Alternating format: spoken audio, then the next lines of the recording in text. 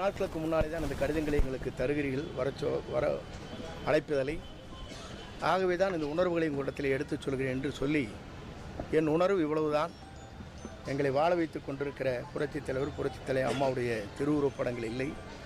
இந்த திட்டத்தை துவக்கி வைத்த முதலே 2011 அம்மா அவர் சட்டமன்றத்திலே உரையாற்றுகிற போதும் சரி, தனபால் அவர்கள் சட்டமன்றத்தில் இருக்கின்ற போதும் அத்திக்கட வனாசி திட்டத்தை நிறைவேற்றி என்று குறிப்பிட்டார்கள்.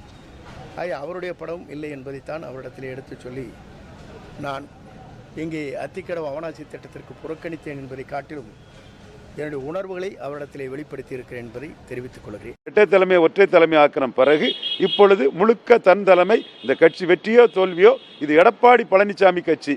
கிடைக்கிற ஓட்டு எடப்பாடி பழனிசாமிக்கான ஓட்டுங்கிற ஒரு முடிவு எடுத்து அவர் நகர ஆரம்பித்துட்டார் என்பவர்கள் இதை ஏற்கனவே அறிந்து கொண்டோம். இப்பொழுது சீயிங் இஸ் பிலீவிங் என்ற அடிப்படையில் அத்திக்கடவு திட்டத்தில் ஜெயலலிதா அம்மையார் புறக்கணிக்கப்படும் போது செங்கோட்டையன் அவர்கள் இதில் தன்னுடைய கருத்தை சொல்லியிருக்கிறாரு. இது ஆரம்பம்தான். செங்கோட்டையன் பொதுவாக தன்னால் கட்சி உடையக்கூடாது, தன்னால் கட்சி பலவீனப்படக்கூடாதுங்கிற கட்சி பற்று கொண்ட ஒரு தலைவர் அண்ணன் செங்கோட்டையன் அவர்கள். அவரே இன்னைக்கு வெதும்பி இதை பேசியிருக்காருன்னு சொன்னால் அதிமுகவில் அடுத்த கட்ட மாற்றங்கள் பெரிய அளவில் வர்றதுக்கு வாய்ப்புகள் இருக்குது. அதிமுகவோட ஒரு தரப்புக்கு தொண்டர்களின் அபிமானத்தை பெற்ற, பொதுமக்களின் அபிமானத்தை பெற்ற செங்கோட்டையன் தலைமை ஏற்பதற்கான சாத்தியக்கூறுகள் வருவதற்கான வாய்ப்புகள் இருக்குது. இதை எடப்பாடி பழனிசாமி எப்படி அணுகப் போகிறார், எப்படி செங்கோட்டையனை காம்ப்ரமைஸ் பண்ண போகிறார், எத்தகைய மாற்றங்கள் இது தொடர்பாக வரப்போகிறது என்பது வரும் நாட்களில் தெரியும்.